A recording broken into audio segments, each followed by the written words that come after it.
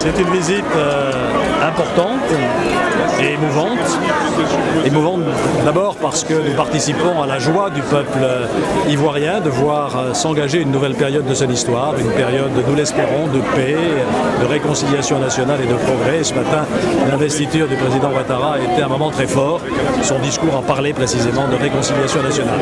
Puis c'est un moment important aussi parce que les relations entre la France et la Côte d'Ivoire vont pouvoir repartir avec un nouvel élan dans tous les domaines, dans le domaine politique, dans le domaine économique, dans le domaine culturel, dans le respect de la souveraineté de chacun de nos États et surtout dans le respect des principes démocratiques qui désormais nous unissent. Je m'appelle Roland Sier, je suis français, résident en Côte d'Ivoire depuis 40 ans, en Afrique depuis 58 ans. Je m'appelle Franco Mazonet, je suis le PDG de la société Apitechnique qui a été installée en Côte d'Ivoire en 1969. Voilà. Je suis venu en Côte d'Ivoire il y a 53 ans pour monter une affaire de vêtements. Voilà pourquoi je suis venu en Côte d'Ivoire et je ne l'ai jamais quitté, quelles que soient les péripéties des différents gouvernements.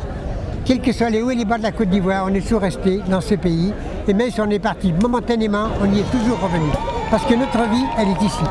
Elle n'est pas ailleurs. Elle est en Côte d'Ivoire. Nous, on a été évacués, déjà ça aurait fait la 3e fois cette fois-là.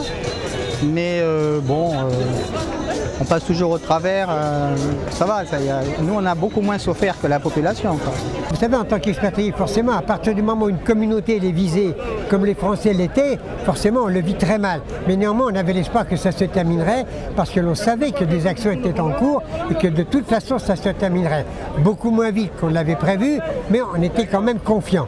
Il n'empêche que ça n'a pas empêché qu'il y ait eu des moments très difficiles. On ne peut pas rester cloîtré dans des appartements bloqués, sans vivre, sans boire, sans rien, sans être quand même inquiet.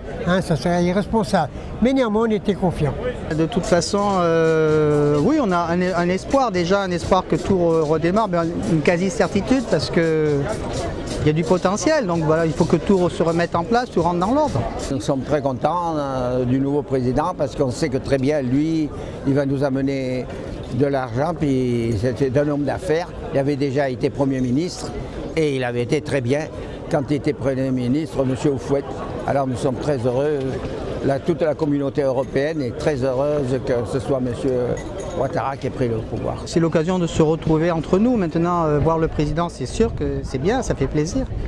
Mais bon, c'est un plus. C'est un plus. Ceci dit, nous, on est content de se retrouver ici, de fêter tranquillement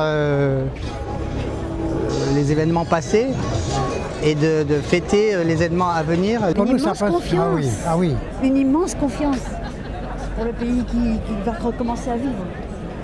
On n'en attendait pas moins du président Sarkozy, on savait qu'il nous soutenait, donc il n'y avait vraiment aucun problème. Et tout ça s'est très bien passé. On est ravis que ce soit M. Ouattara, qu'il ait pu faire son investiture à Yamoussoukro, que M. Sarkozy puisse venir aussi le soutenir. Tout ça, c'est parfait. Parfait. Ça nous fait plaisir parce que si la France n'avait pas réagi, eh bien, nous serions encore dans les ennuis. Et je pense que ça a été très bien que M. Sarkozy prenne des décisions qui nous ont amenés à ce fait. Voilà.